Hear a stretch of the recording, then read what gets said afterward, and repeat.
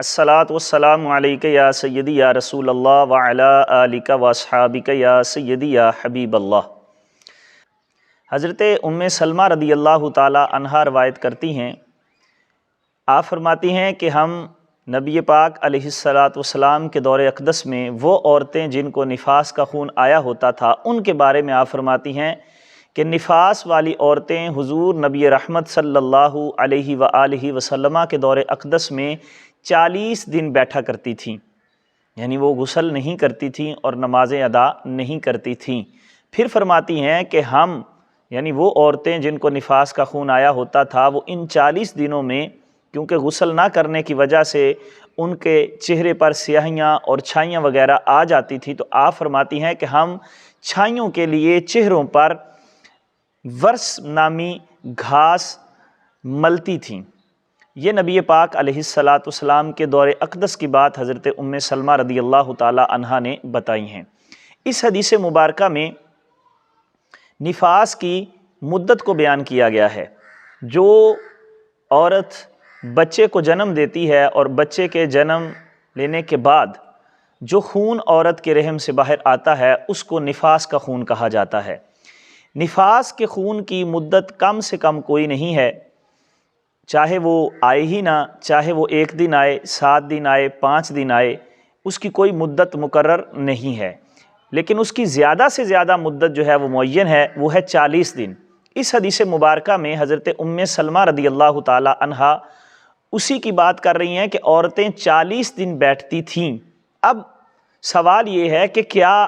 اگر خون 40 دن سے کم پہ ختم ہو جائے، 8 دن، 10 دن، 15 دن، 20 دن، 25 دن کے بعد عورت کو خون آنا بند ہو جائے تو کیا وہ پاک ہو جائے گی؟ اس کے لیے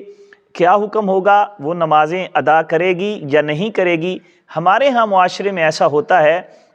کہ عورتوں کے اندر یہ مشہور ہے کہ 40 دن مکمل کرنے ہیں، اس سے پہلے نہ ہم پر نماز فرض ہے، نہ ہم غسل کریں گی، ہم پاک ہی نہیں ہیں، یعنی 40 کا عدد جو ہے وہ پورا کرتی ہیں، حالانکہ یہ سراسر بالکل شریعت کے خلاف ہے اور یہ مسئلہ بالکل غلط ہے۔ عورتوں کو سمجھانے کی بھی ضرورت ہے اور بتانے کی بھی ضرورت ہے کہ اگر عورت